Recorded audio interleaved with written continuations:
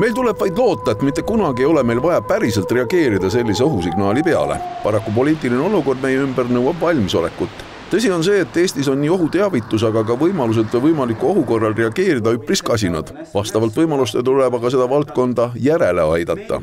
Arvestades seda, kui me oleme näiteks Soomega võrreldes umbes 80 aastat maas, siis ilmselt me ei saavuta kogu seda taset 2 aastaga. Aga ma julgen küll öelda, et umbes 3 aastaga me saavutame kvalitatiivselt palju erineva olukorra sellest, mis ta meil praegu on. Et esiteks selleks ajaks meil tegelikult juba 27. aastaks saab olema üsna efektiivne ohuteavitussüsteem, mis on kõikide inimeste telefonides, hakkab ise üürgama, et ei ole mingisugused SMS-id, vaid kohe tuleb tekst ja signaal. Lisaks peavad töötama selleks ajaks häiretada teised ohuteavituskanalid. Peab olema piisavalt inimesi, kes on koolitatud reageerima sellistes olukordades. Valmivates hoonetes peavad olema varjumiskohad, vanematesse hoonetesse tuleb need rajada. Just see on keeruline tee ja kuidas korteriühistud sellele rajale juhtida. See on alguse asi, lähme ajas tagasi 20 aastat, 25 ja siis mõtleme selle majade soojustamise algatuse peale. Et mis olukord meil oli? Et ka mõned üksikud korteriühistud hakkasid aktiivselt tegelema, need olid pigem nagu erandid.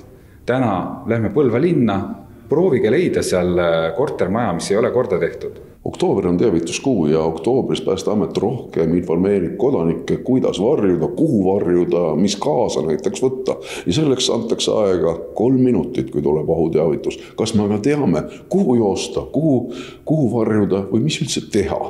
Üldine arusaam on, et inimene ei tea, mida ohuteavitus korral teha. Kõige tähtsam asi, mis igal inimesel peab meelde jääma ja mille me peame ära õpetama, on see, et kui inimene on juba siseruumis ja ta teab, et tal on aeg 3 minutit, siis ta ei hakkaks mõtlema selle peale, kuidas sellest majast välja minna, vaid et kuidas 3 minuti jooksul leida selles majas sees. See kõige sobivam koht on selleks kelder, on selleks mõni alumise korruse ruum või mõni muu koht, kus on vähemalt 2 seina, mis inimest väliskeskkonna eest kaitsevad.